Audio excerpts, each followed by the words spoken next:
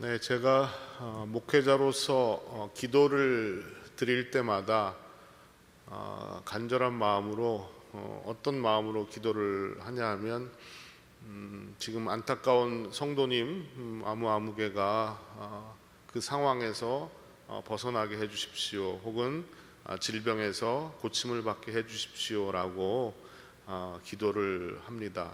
그리고 기도를 하면서 기적이 일어나기를 간절히 바라면서 기도를 합니다. 그런데요, 기적이 별로 일어나질 않습니다. 그때마다 제 마음에는 낙심도 되고 또 허탈감도 생기는 그런 경험을 하게 되는데, 지난주 목요일 날 한 권사님이 전화를 하셔서 지금 암 투병을 하고 계시거든요. 근데 교회 예배당에 와서 좀 기도를 하고 싶다고 그리고 기도를 받고 싶다고 말씀을 하셨어요. 그래서 권사님이 교회에 오시도록 하고 저희 목회자들이 함께 그 권사님을 위해서 기도를 해드렸습니다. 정말로 간절한 마음으로 같이 기도를 했고요. 기도가 끝나자마자 전화벨이 울렸는데 같이 오신 그 남편 장로님이 전화를 받으시면서 막 대화를 하시는데, 그 대화를 들으시고는 권사님이 저한테 이렇게 얘기를 하시는 거예요. 목사님의 기도를 받고 나니 기적이 일어났습니다, 그러시는 거예요. 저는 무슨 소리를 하시는지 알아들을 수가 없었는데, 이제 그 전화 내용을 알아들으신 이제 권사님은 이런 말씀을 하셨습니다. 손녀딸이 지금 메디컬 스쿨을 다니는데 할머니의 이런 딱한 사정을 자기가 다니는 그 메디컬 스쿨과 같이 연결되어 있는 그 암센터에다 연락을 했다는 거예요. 그래서 그 암센터에서 유명한 닥터가 있는데 그 닥터가 좀 우리 할머니를 좀 봐줄 수 있냐라고 편지를 썼는데, 한 달이 넘도록 아무런 연락도 없고 또 소식도 없어서 그냥 반은 포기하고 또 조금 기대를 가지고 있었는데, 기도가 끝나자마자 거기서 연락이 온 겁니다. 그래서 그 권사님을 봐줄 수가 있다고, 어포인먼트를 하자고 연락이 왔다는 겁니다. 그 이야기를 하시면서 권사님이 목사님 기적이 일어났습니다 라고 얘기를 하셨어요. 근데 제 마음속에는요, 이게 무슨 기적이지? 라는 생각이 들었어요. 제가 왜 그런 생각을 했냐 하면요, 제가 생각하는 기적은 그런 게 아니었거든요. 성경에 나오는 것처럼 안진뱅이를 향해서 막 기도를 하면 벌떡벌떡 일어나고 앞이 안 보이는 사람이 막 눈을 뜨고 환자가 막 일어나서 뛰는 그런 것들을 상상하면서 항상 저는 왜 나에게는 기적이 일어나지 않는가라는 생각을 하고 있었는데, 권사님은 좀 생각이 다르셨던 것 같아요. 오지 않던 그 연락이 와서 의사의 진단을 받게 될 수 있는 것이 권사님에게는 기적이라고 생각을 하신 겁니다. 여러분은 뭐가 기적이라고 생각하세요? 우리는 보통 불가항력적인 상황에서 내가 아무것도 할 수 없는데 갑자기 큰 능력이 나타나고 또 상상하지 못했던 일들이 내 앞에 펼쳐질 때 그것을 가리켜서 기적이다라고 말을 합니다. 하지만 어떻게 생각을 하느냐에 따라서 기적은 다양한 모습으로 우리 주변에 있다는 사실을 깨닫게 되었습니다. 기적은 지금도 계속해서 일어나고 있는 거죠.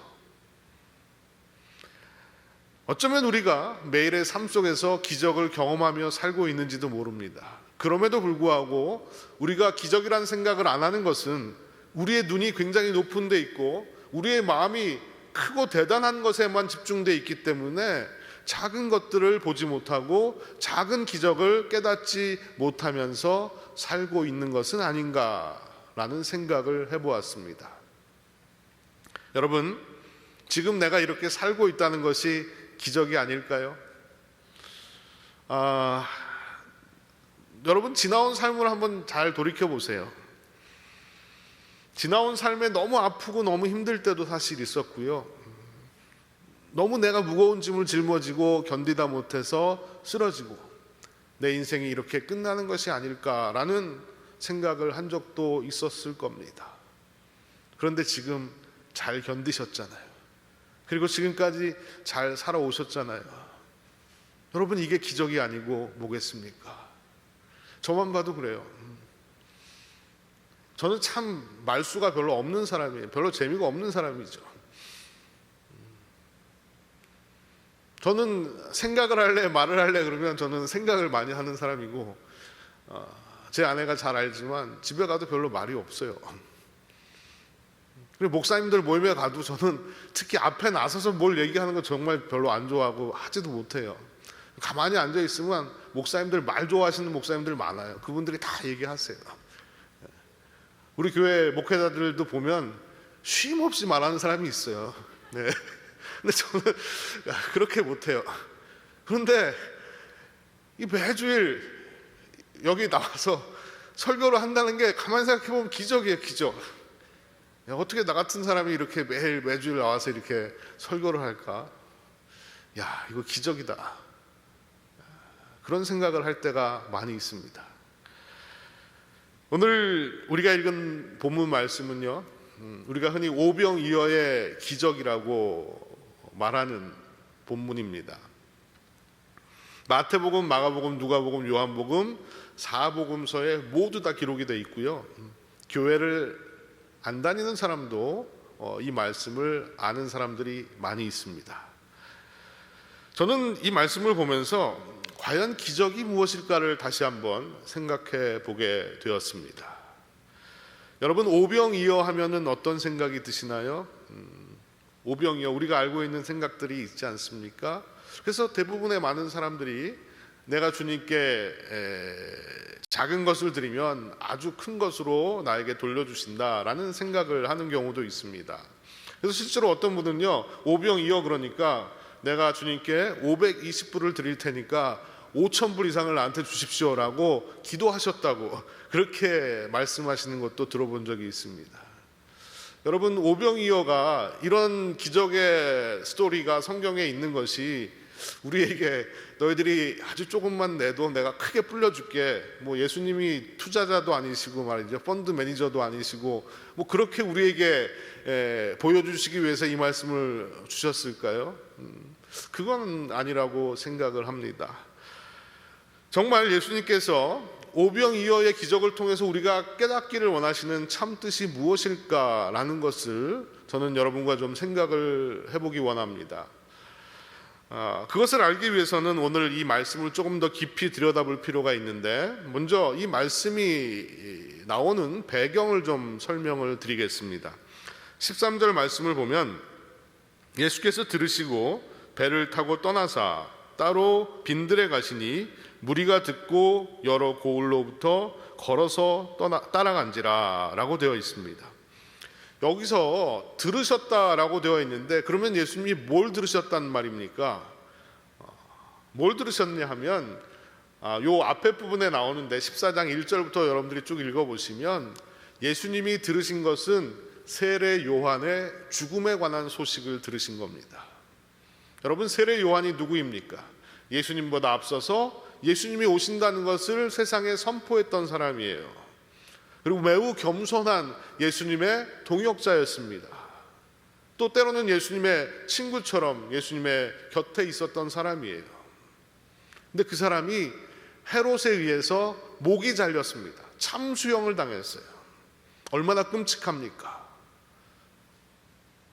세례 요한이 죽었다는 소식을 들으셨던 주님의 마음은 얼마나 아프고 안타까우셨을까요? 그래서 아마도 혼자 있는 시간을 가지고 싶으셨을 거예요. 그래서 따로 떨어지셔서 배를 타고 빈들로 가셨다라고 성경은 말씀하고 있는 거죠. 여기서 빈들은 외딴 곳, 광야 같은 곳을 말하는 것입니다.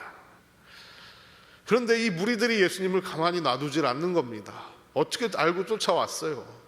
예수님은 배를 타고 가셨는데 이 사람들은 막 걸어서 예수님이 있는 곳까지 쫓아온 거예요. 만약 여러분들이 이런 상황이셨다면, 예수님이셨다면 어떤 생각이 드시겠습니까? 저 같으면 좀 혼자서 가만히 있게 내버려 두라고, 다 가라고, 나 지금 너희들 볼 마음 아니라고, 그러고 말하고 싶었을 거예요. 근데 예수님의 모습을 보니까요, 큰 무리를 보시고 불쌍히 여기셨다라고 성경은 말씀하고 있습니다. 그리고 병자들을 고쳐주셨습니다. 그러다 보니까 어느덧 시간이 흐르고 저녁 때가 된 겁니다. 그리고 해가 저물기 시작하는 거예요. 이 상황에서 제자들이 이렇게 말을 하고 있습니다. 15절을 보니까 이곳은 빈들이요 때도 이미 저물었으니 라고 말합니다. 빈들의 때가 저물었어요. 저는 이 말씀을 보면서 2000년 전 예수님과 함께 있었던 이 사람들의 모습과 오늘 우리의 모습이 매우 닮았다라는 생각을 해보았습니다. 빈들은 주변을 둘러봐도 아무것도 없는 곳입니다. 황량한 곳이고 외로운 곳이에요. 어떤 도움도 구하기 힘든 곳이 바로 빈들입니다. 그곳에 해까지 저물어 버렸어요. 앞이 잘 보이지 않고 캄캄합니다. 두려움도 있었을 겁니다. 이런 상황이 지금 펼쳐졌다는 거예요. 우리 역시 빈들에 서 있습니다. 이민자로서 고향을 떠나서 하루하루 살아간다는 것이 그렇게 녹록지가 않습니다. 외롭고 쓸쓸할 때도 있고요, 두렵고 떨릴 때도 있습니다. 더구나 요즘은요, 코로나 때문에 사람마다 좀 정도가 다르지만요, 내 자신이 더 무력해지는 것 같고 답답하고 외로움의 순간도 경험하게 됩니다. 그리고 영적으로도 점점 내가 메말라가고 있는 것이 아닌가라는 생각이 들기도 합니다.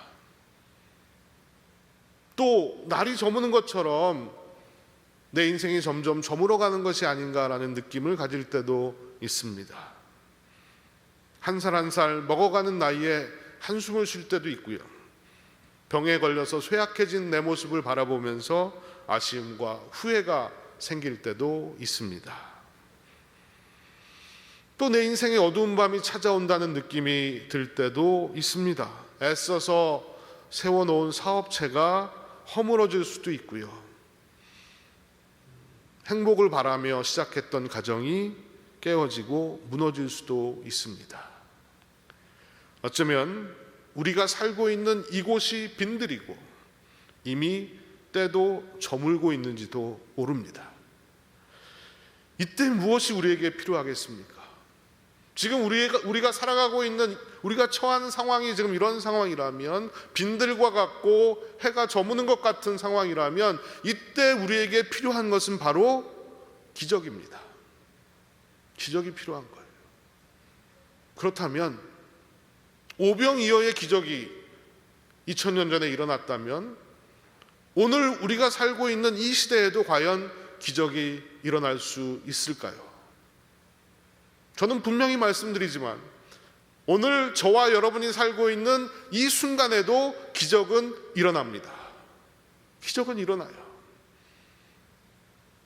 만약에 우리가 하나님 앞에서 정말 내 인생의 기적을 바라고 원하고 또 살아가신다면 저는 오늘 예수님이 하신 두 마디의 말씀에 집중하시라고 말씀드리고 싶습니다. 오늘 말씀을 보시면 예수님 딱 두 마디 하셨습니다. 그 두 마디가 무엇이고 그 두 마디 안에 담겨져 있는 뜻이 무엇인지를 여러분과 함께 좀 나누고 싶습니다. 자, 그러면 첫 번째로 예수님이 하신 말씀, 너희가 먹을 것을 주라 라는 말씀입니다. 너희가 먹을 것을 주라. 16절 말씀을 보겠습니다. 예수께서 이르시되 갈 것 없다 너희가 먹을 것을 주라. 자, 이 말씀은 예수님이 제자들에게 하신 말씀인데요, 왜 예수님이 제자들에게 이런 말씀을 하셨을까요? 15절, 그 앞에 나오는 말씀을 보면 왜 이런 말씀을 하셨는지 알 수가 있습니다. 15절을 또 함께 보도록 하겠습니다.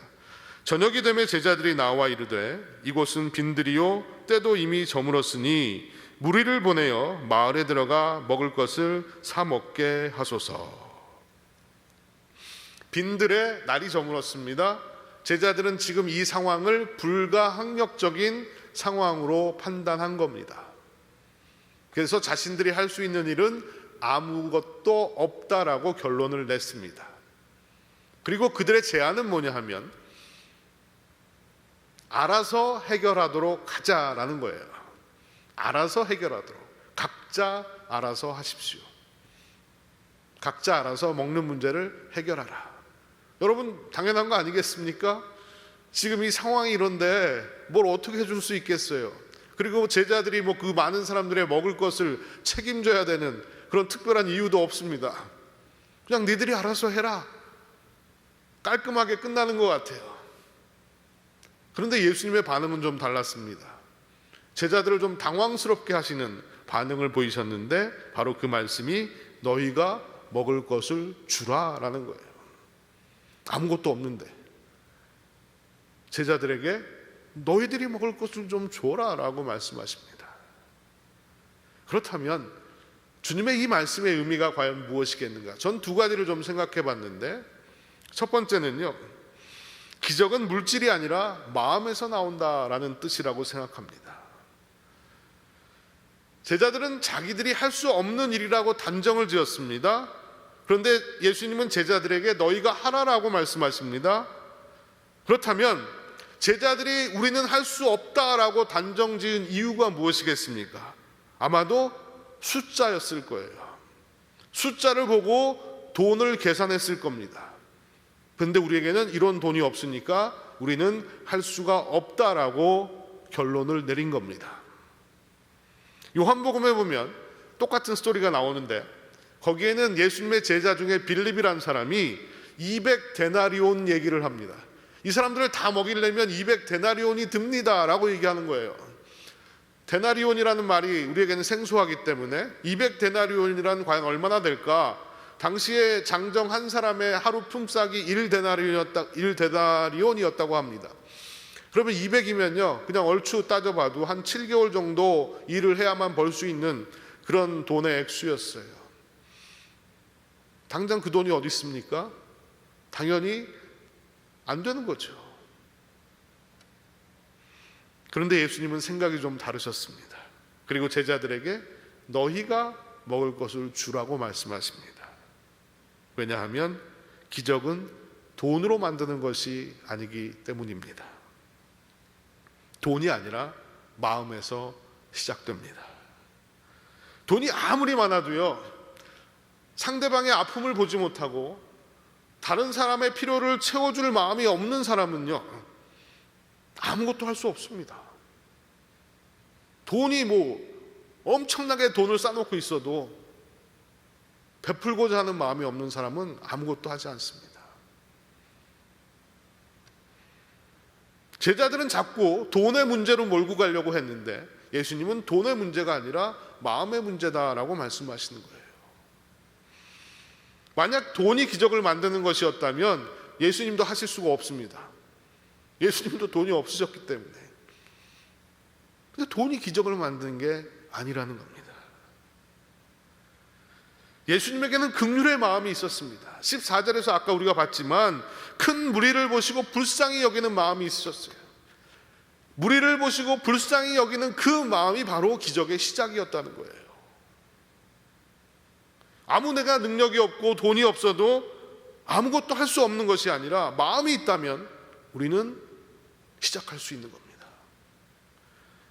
그리고 그런 마음을 가진 자를 통해서 주님은 기적을 베풀어 주십니다. 그러기에 두 번째로 너희가 먹을 것을 주라라는 이 말씀의 의미는 너희가 기적의 주인공이 되라는 말이에요. 너희가 기적의 주인공이 되어라. 기적이 능력에서도 나오는 것이 아니고 물질에서도 나오는 것이 아니라 마음에서 나오는 것이라면 저와 여러분 누구라도 그 마음을 먹으면 기적의 주인공이 될 수가 있습니다.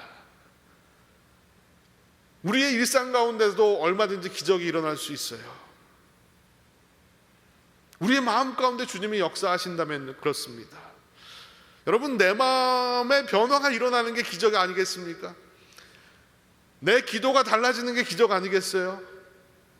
어떻게 하면 우리 가정에 기적이 일어날 수 있을까요? 주님이 우리에게 너희가 하라고 말씀하셨잖아요. 나예요, 나로부터 기적이 시작되는 거예요. 여러분, 내가 살고 있는 내 가정이 변화되길 원한다면 내가 하나님 앞에 기도하는 게 달라져야 돼요. 지금까지 나의 기도가 주님, 내 남편을 변화시켜 주시고 내 아내를 변화시켜 주시고 내 자식들을 좀 변화시켜 주십시오 라고 기도를 하셨다면 이제는 달라져야 돼요. 주님, 나를 변화시켜 주십시오. 그래야만 내가 기적의 주인공이 될 수 있는 거예요. 가족 간에 아픔이 있고 또 상처가 있고 또 괴로움을 주고받고 있는 그 관계가 풀어지려면 내가 사랑을 줘야 되고 내가 희생을 해야 되고 내가 용서를 베풀어야 하는 것입니다. 그래서 여러분, 내가 우리 가정의 기적의 주인공이 되게 해달라고 기도하셔야 합니다. 기적은 사랑을 모르던 내가 사랑을 알게 되는 것입니다. 여러분, 이거보다 더 엄청난 일이 있을까요? 예수님의 마음이 나의 마음이 되고 또 그분의 사랑이 나의 사랑이 될 때 내 인생이 달라질 것이고 내 주변이 달라지게 될 것입니다. 이것이 진정한 기적입니다. 기적은 나로부터 시작되는 것이고 내가 변하는 것으로부터 시작이 되는 것입니다. 내가 변해서 가정이 변하고 내가 변해서 세상이 변하는 것이 기적입니다. 탈무드에 나오는 얘기를 하나 여러분께 소개를 해드리겠습니다. 돈이 아주 많은 포도원 주인이 있었는데요, 그 포도원에서 일하던 일꾼 중에 한 사람이 아주 비싼 포도즙 통을 쏟아가지고 그 포도주가 다 땅바닥에 퍼져버렸어요. 주인이 이것을 보고 화가 났습니다. 이게 얼마짜리인데. 그래서 그 일하는 일꾼을 고발을 한 거예요. 재판을 받는데 재판장이 이 얘기 저 얘기 다 듣더니 이런 판결을 내리더라는 겁니다. 뭐라고 했냐면 주인에게 이렇게 말을 합니다. 분명히 법은 당신의 편에 있소이다. 당신의 일꾼은 마땅히 당신에게 손해배상을 해야 합니다. 그러나 당신은 부자이고 일꾼은 가난합니다. 듣기에 당신은 하나님을 경외하는 분이라고 들었습니다. 그래서 오늘 나는 당신에게 법적으로 강요할 수는 없지만 당신이 하나님의 긍휼을 따라 행동하기를 판결하는 것입니다. 하나님의 긍휼의 원리를 따라 고소를 취하하고 당신의 일꾼에게 임금을 지불하여 주시면 좋겠습니다. 당신은 경제적으로는 조금 손해를 보지만 영적으로는 더 부요해질 것입니다. 그래서 당신이 일꾼을 용서한 것처럼 하나님도 당신을 용서하시어서 당신의 긍휼로 인해 세상이 더욱 아름다운 세상이 되도록 해주시면 좋겠습니다. 이렇게 판결을 했다는 겁니다. 이 판결을 들은 이 부자가 그 판결을 그대로 따랐다는 거예요. 여러분, 내가 용서하고 긍휼을 베푼 만큼 세상은 아름다워질 겁니다. 물론 이 사실에 대해서 동의하지 않는 분도 계실 거예요. 왜냐하면 내가 용서해주고 내가 긍휼을 베풀었는데 내 뒤통수를 치더라, 이런 경험을 하신 분들이 계실 거예요. 배은망덕을 내가 경험했다. 잘해주면 뭐하냐, 뒤에 가서 나를 또 오히려 나에게 칼을 찌르는데, 이런 아픔이 있으신 분들은 동의하지 않으실 수도 있어요. 하지만 여러분, 이렇게 한번 생각해 보십시오. 설령 상대방이 내가 사랑을 전하고 긍휼을 베풀었는데도 변하지 않았다 할지라도요, 내 마음이 아름다워졌다면 세상은 그만큼 아름다워진 겁니다. 내가 조금이라도 변했다면 바로 그것으로 인해서 기적은 이미 시작이 된 겁니다. 여러분, 우리가 기적의 주인공이 될 수 있는 것은요, 나를 향해 십자가의 기적을 베푸셨던 예수님 때문입니다.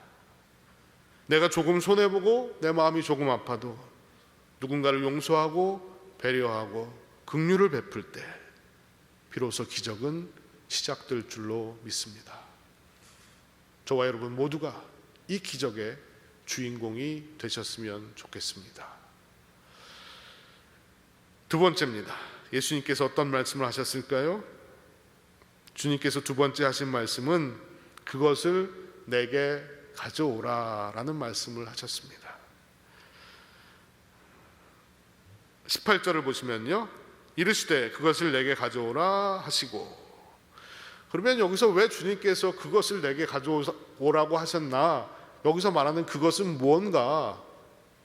그것을 알기 위해서는 바로 또 앞절을 봐야 되는데요, 17절을 보시면 제자들이 이르되 여기 우리에게 있는 것은 떡 5개와 물고기 2마리 뿐이니이다. 자, 예수님이 제자들에게 너희가 먹을 것을 주어라 라고 말씀하시니까 제자들은 당황하면서 아마 수소문을 한 것 같습니다. 그래서 찾아낸 것이 떡 5개와 물고기 2마리였어요. 떡 5개와 물고기 2마리 뿐입니다 라고 예수님께 말씀을 드렸더니 예수님이 하시는 말씀이 그것을 가지고 오라고 하신 거예요.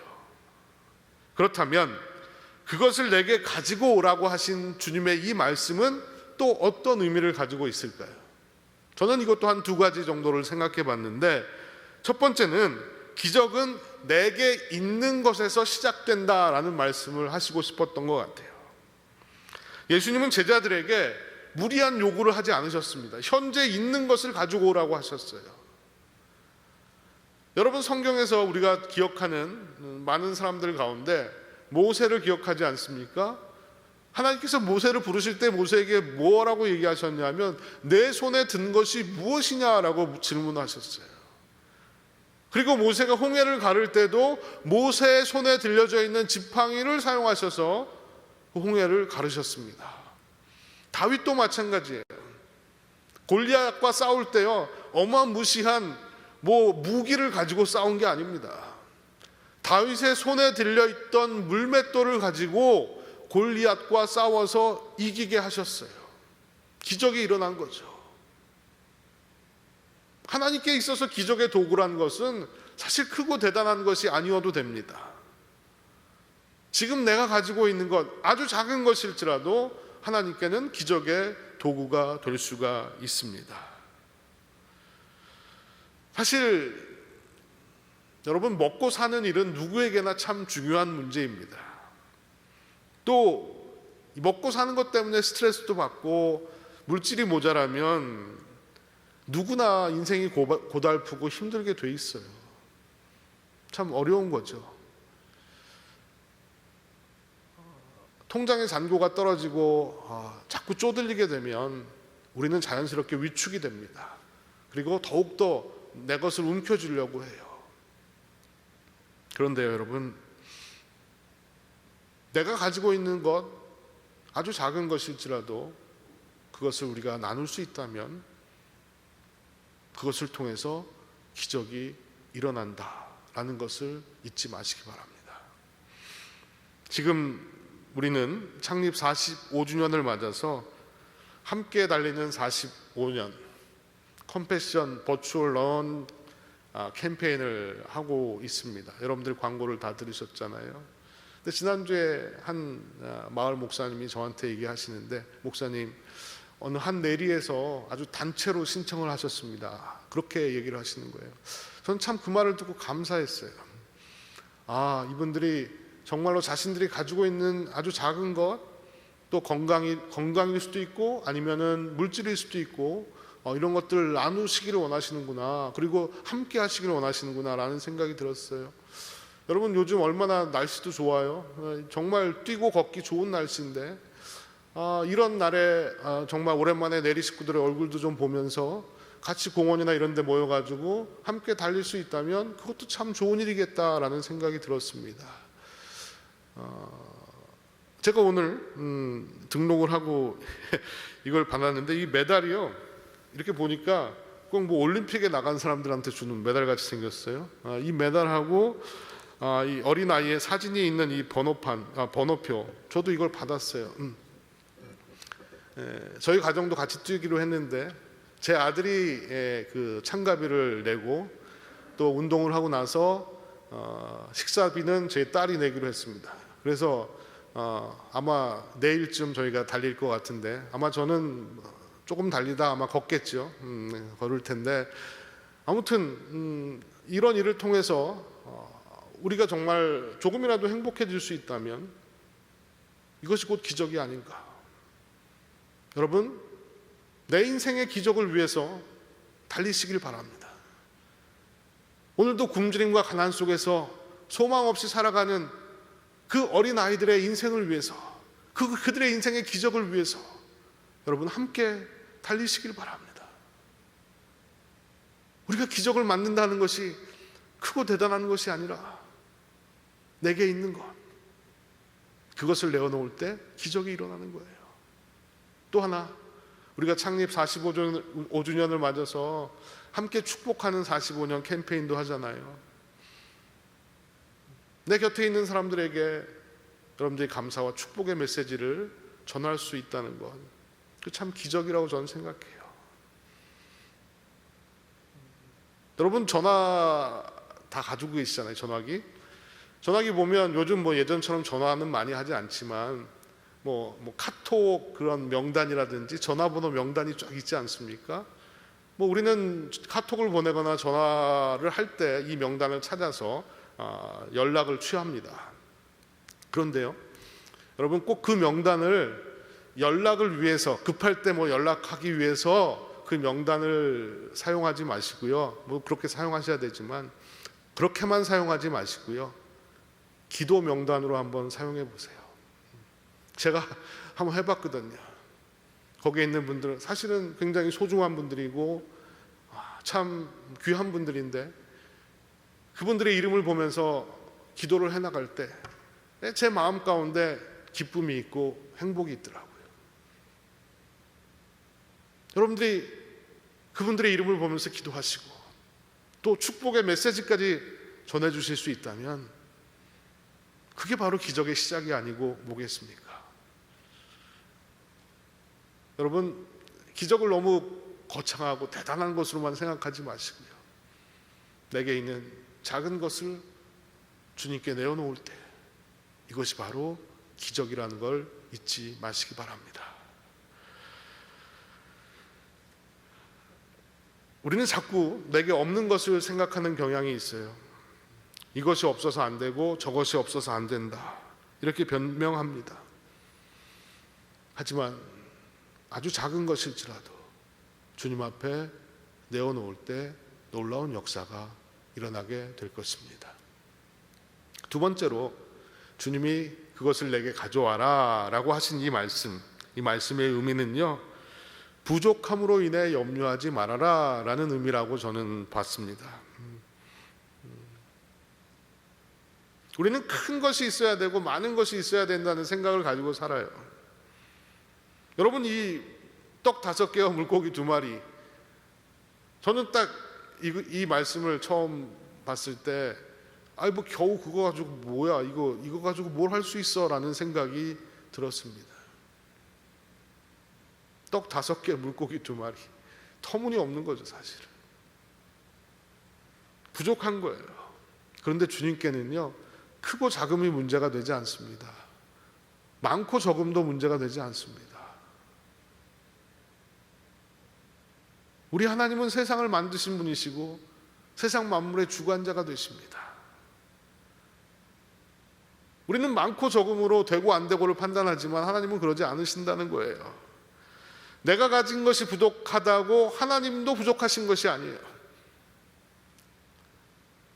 아들이 돈이 없다고 아버지도 돈 없는 건 아닙니다. 아버지는 모든 걸 가지고 계시는 분이에요. 여러분, 내가 가지고 있는 것이 너무 작다고 염려하지 마세요. 그것을 주님 앞에 내어놓을 수만 있다면 하나님은 기적의 도구로 그것을 사용하실 수 있습니다. 박정근 목사님이 쓴 마가복음에서 예수 그리스도를 만나라라는 그런 책이 있는데요. 그 책에 나오는 이야기를 좀 소개를 해드릴게요. 1955년, 굉장히 오래전이죠. 가을, 아마 지금쯤 된 것 같아요. 그 오레곤주에 있는 아주 작은 마을에서 그 동네 아마 커뮤니티 센터 같은 데서 영화를 하나 상영한 것 같습니다. 동네 사람들이 모여가지고 그 영화를 본 겁니다. 그 영화는 전쟁에 관한 영화였는데 이름도 모르는 동방의 작은 나라, 한국에서 일어난 전쟁을 다룬 한국 전쟁에 관한 영화였습니다. 이 영화를 본 한 농부가 있었어요. 농사를 짓던 농부가 있었는데요. 그의 마음에 감동이 왔습니다. 그래서 자기 아내에게 이런 얘기를 하는 겁니다. 여보, 우리가 전쟁에서 부모를 잃은 고아들을 좀 데려다 기르면 어떻겠소? 이런 말을 한 거예요.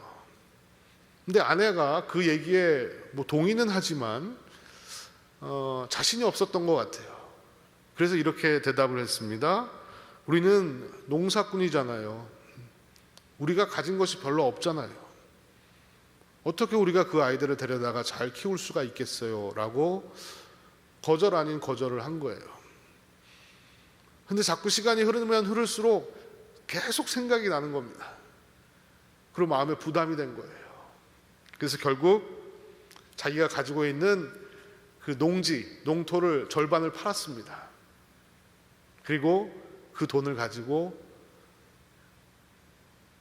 가보지도 않았고 이름도 잘 몰랐던 한국이란 나라로 찾아간 겁니다.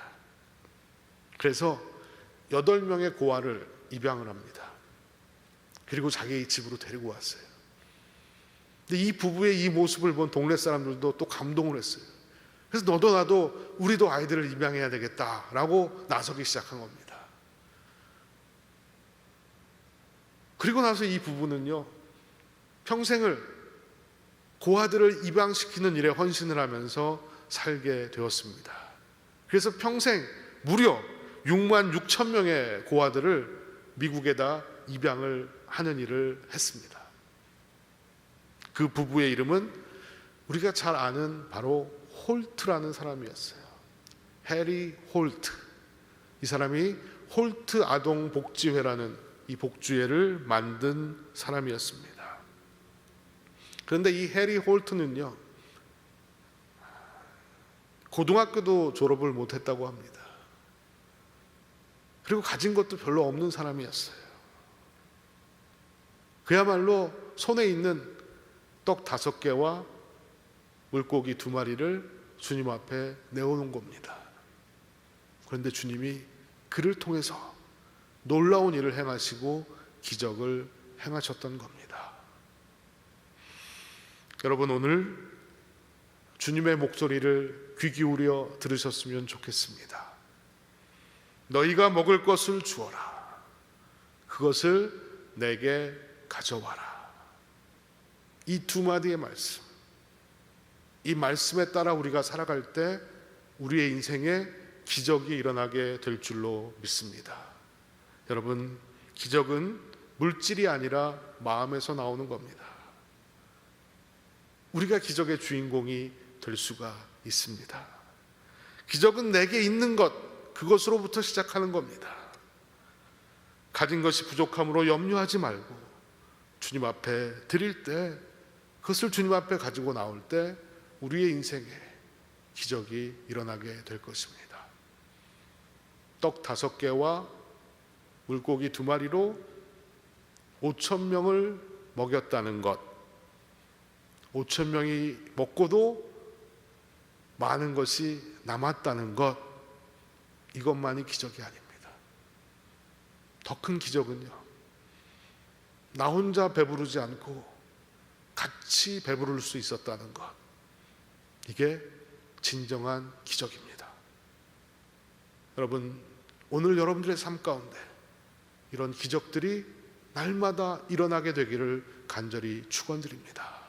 그리고 여러분 한 분 한 분이 기적의 주인공으로 이 땅을 살아가실 수 있기를 주님의 이름으로 축복합니다. 기도하시겠습니다.